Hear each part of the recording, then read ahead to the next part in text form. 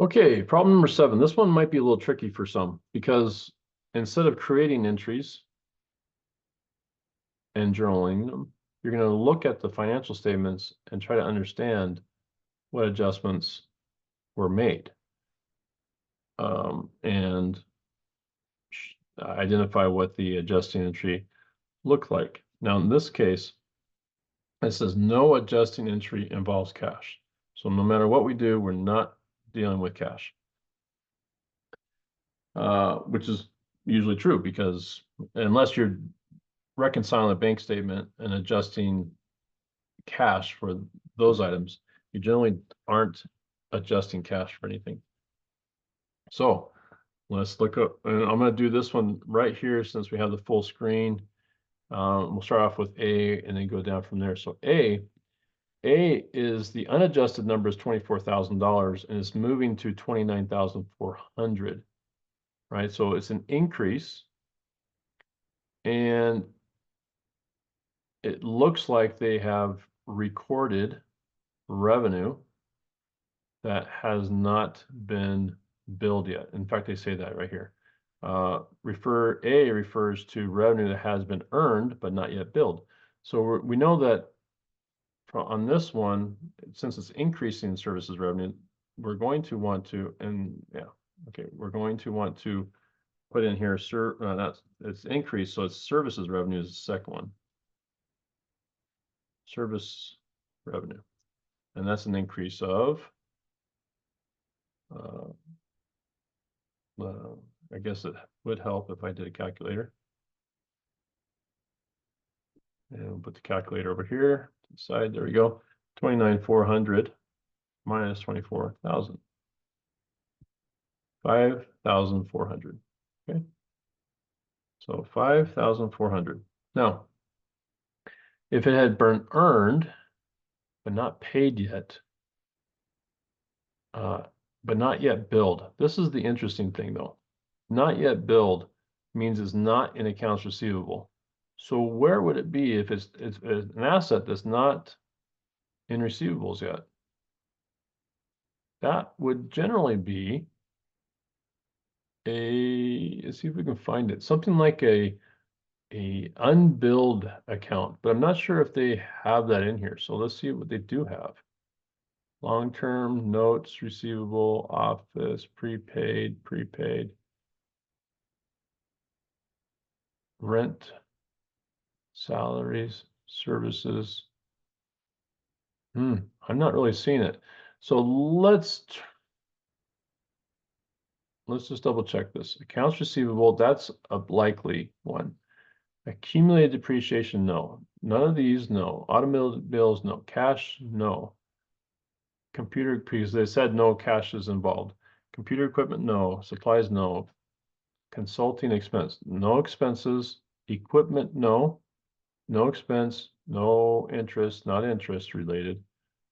Not land related, not legal fees related, not a long-term note. No expenses. A notes receivable, maybe, but not likely. Office equipment, nothing related to office, nothing related. Now, they could have done prepaid consulting fees because it hasn't been billed, but maybe it was prepaid. I don't know. That one could be definitely it. They could have, no, prepaid. Prepaid would have been a liability. So maybe they did it off of that one. Yes, that could be because that would have reduced prepaid. So I don't think it's accounts receivable because they said it hadn't been billed yet. So I'm going to say that it's probably this prepaid consulting fees because there's nothing else in here that looks like something that would come from. So let's do that one. Prepaid consulting fees for that one. Okay. On B, depreciation, these two are super simple because they're an increase. They're just depreciating the equipment. So let's go over this one. On computers, so we're going to do depreciation expense for computers, and we're going to do accumulated depreciation for computers, and it's for $1,350.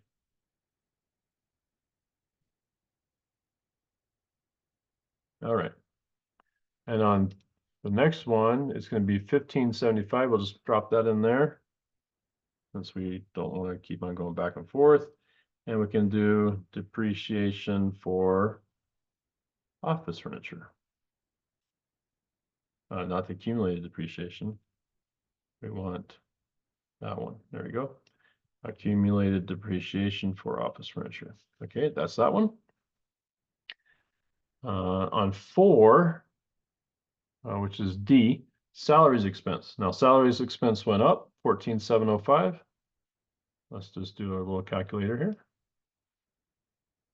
14,705 minus 2,500. So 2,205.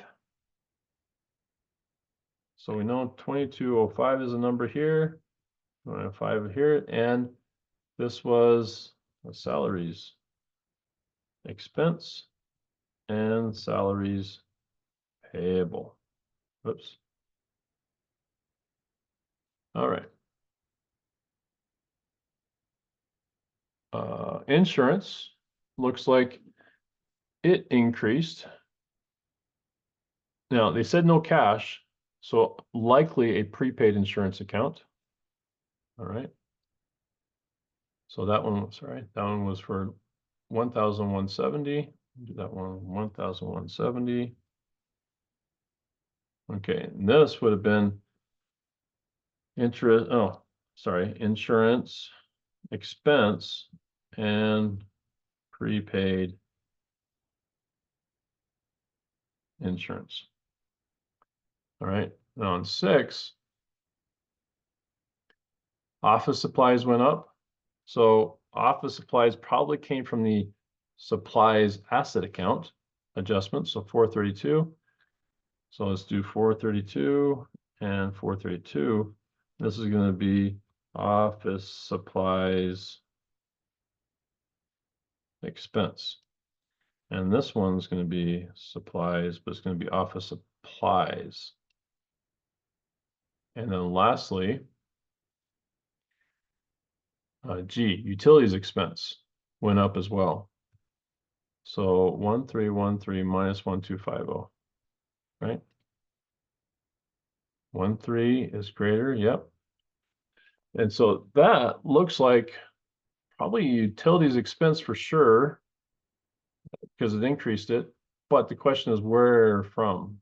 So let's put the $63 in here. And we know it's utilities expense because it increased it. But the question is where from? So let's look through the accounts. No, probably prepaid utilities or something like that.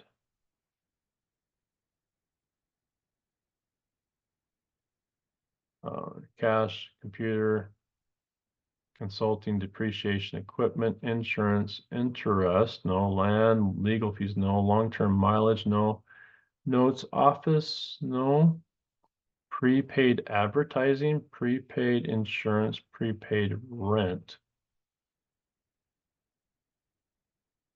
rent earned, rent receivable, salaries, services, utilities payable.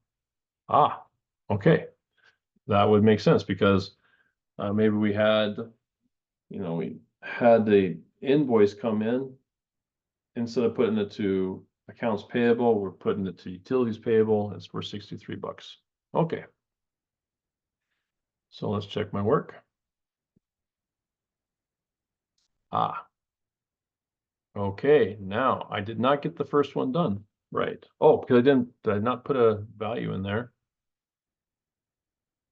Well, I didn't put a value in there, but it's still saying that the account is wrong. So let's return the question and see if that first one, what we can do with that. So I know we have to put the value in, but it's not saying, let's just do it to accounts receivable and see if that's what they want. There we go. Okay. So it could have been to a prepaid, but in this case, for some reason, their hint of it not been billed yet suggests that it should be a billed. And so that's why that one's that. Okay. That's number 7.